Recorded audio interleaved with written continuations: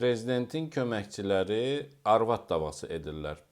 Azad Söz kanalının əvvəlki buraxılışlarında da bu barədə bir neçə video həsr edərək danışmışam. Prezidentin köməkçiləri həm ailə üzvləri olan xanımları, həm də saxladığı xanımları müxtəlif dövlət vəzifələrinə yerləşdirirlər. Bəziləri hətta deputat seçdirirlər. Bu videoda konkret olaraq Prezident İlham Əliyevin iki köməkçisi arasında gedən soyuq savaşdan danışacağım. Prezidentin siyasi məsələlər üzrə köməkçisi Ədalət Vəliyev və Prezidentin xarici məsələlər üzrə köməkçisi Hikmət Hacıyev arasında gedən savaşdan. Bu dəfəki savaş Qərbi Azərbaycan icmasının rəhbərliyi uğrunda gedir. Əvvəlki videolarda qeyd etmişdim.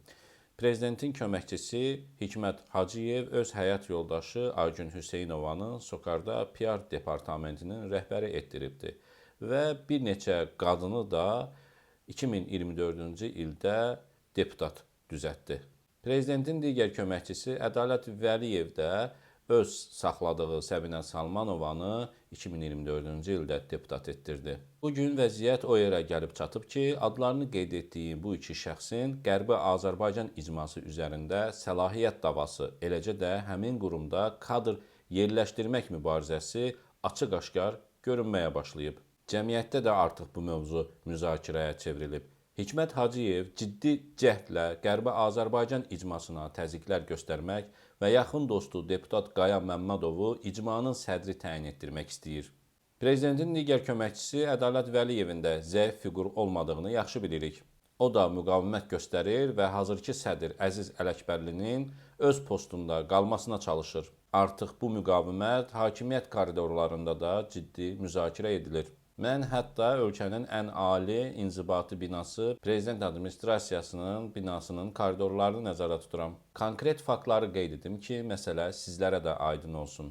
Hikmət Hacıyev Qərbi Azərbaycan icmasını tam ələ keçirmək üçün əvvəlcə mediada bəzi bloger və güya politoloqların dili ilə icmanı vəsiqə paylayan qurum kimi tənqid etməyə başladı. Yəni, bu qurumun işi yalnız vəsiqə paylamaqdır. Bilirsiniz də, Azərbaycanda medianın əksəriyyəti Hikmət Hacıyevin cibindədir. Nəyi tapşırır, onu da yazırlar. Bir qədər sonra icmanın sədri Əziz Ələkbərli və Gənclər Şurasının sədri Şahin İsmailov haqqında sosial şəbəkələrdə tənqidi materiallar və şərhlər yazdırmağa başladılar. Daha sonra isə icmanın Qadınlar Şurasının sədri Məlahət İbrahim qızı haqqında ifşa yazıları yazdılar. Məlahət İbrahim qızı həm də deputatdır. Hikmət Hacıyev bir sıra medialarda tirajlatdırıb onu vurmağa çalışdı. Hikmət Hacıyevin bu hücumlarına cavab olaraq onun icmaya yerləşdirdiyi və bütün addımlar barədə məlumat topladığı şəxslərdən biri Ülviyyə Zülfüqar işdən uzaqlaşdırıldı. O, icmanın mətbuat şöbəsi və Qərbi Azərbaycan televiziyasının müdiri vəzifəsindən ərizə yazaraq kənarlaşdı. Diqqət edin, özü statusda yazır ki, səhhətimlə əlaqədar işdən çıxıram. Lakin üstündən bir neçə gün keçir və Hikmət Hacıyev onu Kiber Təhlükəsizlik Təşkilatları Assosiasiyasına media şöbəsinin müdiri təyin etdirir. Diqqət etdinizsə, səhhətindəki problemlərə görə güya işdən uzaqlaşan Ülviyyə Zülfüqar həmin dəqiqədən bütün media və televiziyalarda siyasi ekspert kimi çıxış etməyə başladı. Öz Facebook səhifəsində hamısında paylaşır. Təbii ki, bunlar güc göstərmək kimi addımlar idi.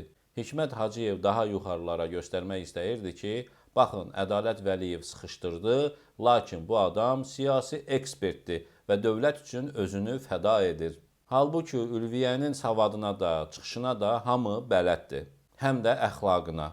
Bu sektorda hamı bilir ki, Ülviyyə Zülfüqar çox yüngül əxlaqlı qadındır. Daha mən detallarına varmaq istəmirəm. Nədənsə Hikmət Hacıyevin belə qadınlar xoşuna gəlir və onları qabağa verir.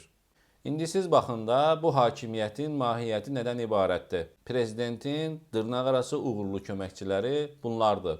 İlham Əliyev, sənin bu köməkçilərinə baxıb, kül sənin təpənə deməkdən başqa dilimdən bir söz gəlmir.